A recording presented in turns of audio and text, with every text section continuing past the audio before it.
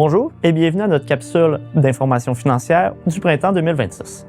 Je suis Mathieu Girard, conseiller en gestion de patrimoine et gestionnaire de portefeuille à la Financière Banque Nationale et encore une fois, je suis accompagné de Jean Simon, mon associé et collègue.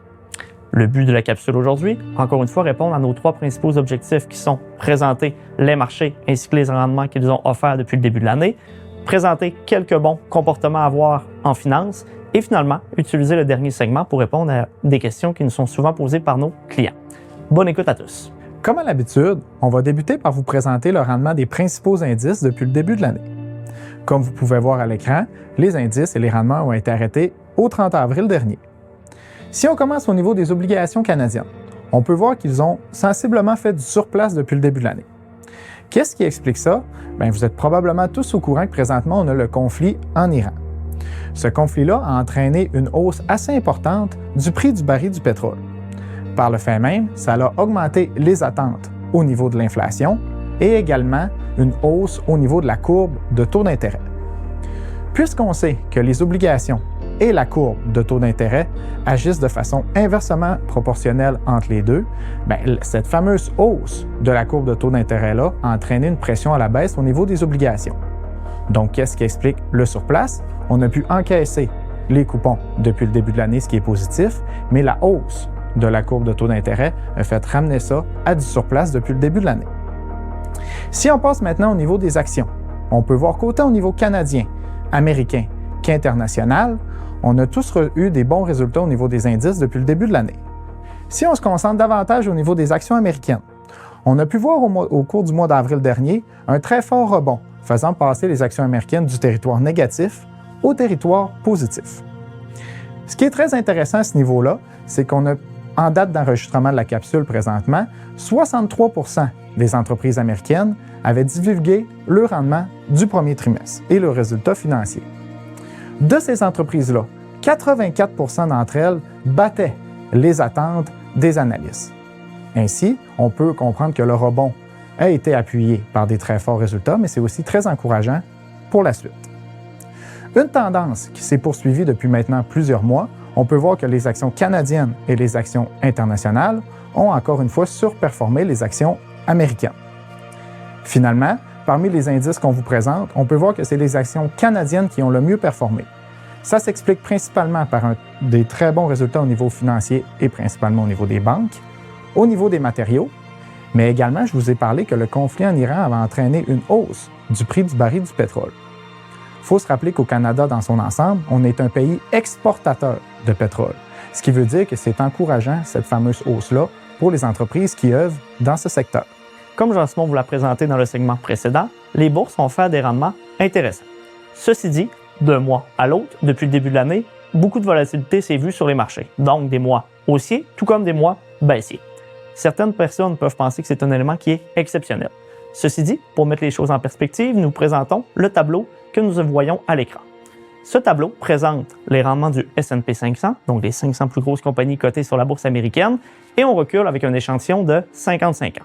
Ce qu'on y voit, le nombre d'années sur lesquelles le marché a connu des baisses de 5, 10, 15 et ça jusqu'à 40 %, mais également le pourcentage d'années que ça arrive sur, encore une fois, une même année civile.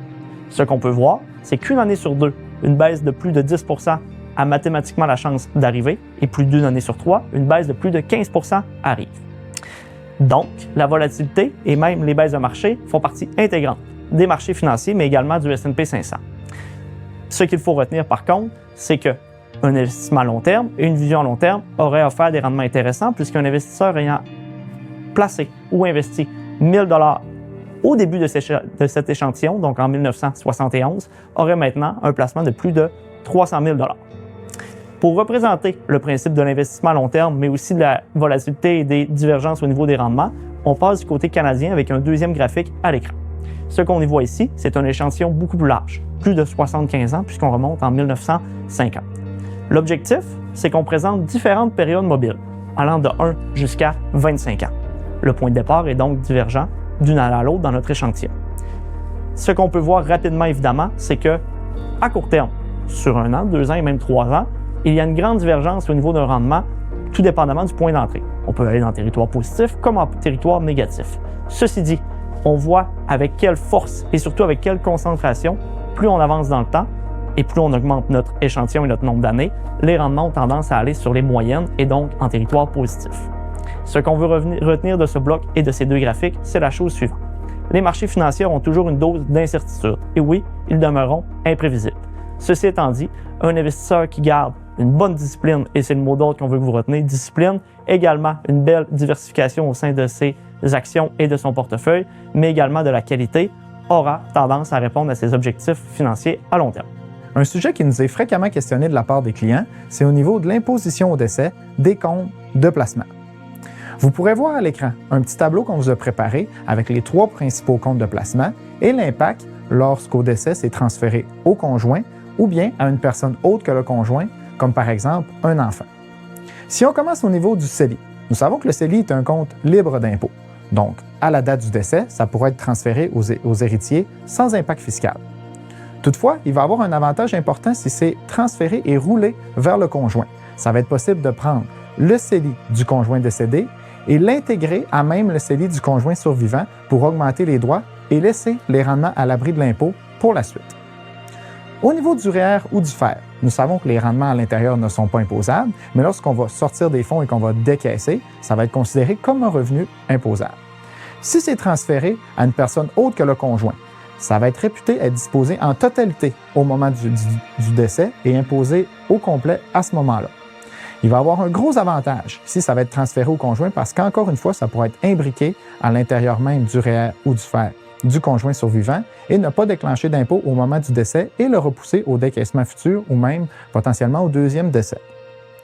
Au niveau du compte non enregistré, les mouvements d'argent n'auront pas d'impact fiscal, mais nous savons que les rendements à l'intérieur de ces comptes, eux, seront imposables. Ici, il faut comprendre la notion de gain latent, donc la différence entre la valeur comptable, donc le prix payé en tenant compte des distributions, et la valeur marchande en date d'aujourd'hui, donc le profit qui a été réalisé avec le placement. Si c'est transféré à une personne autre que le conjoint, ce gain-là, ce profit-là va réputer être 100% disposé au moment du décès et on va devoir s'imposer.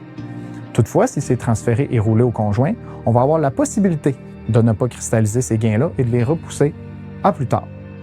Donc, on peut voir que pour ces 3 comptes-là, il va y avoir un avantage assez marqué lorsque ça va être roulé et transféré au conjoint. Si jamais vous êtes un entrepreneur qui possède une compagnie, ça va prendre une analyse individuelle de votre situation. Si c'est votre cas et vous avez des questions, ça nous fera plaisir de vous accompagner dans tout ça. C'est ce qui termine notre capsule du printemps 2026.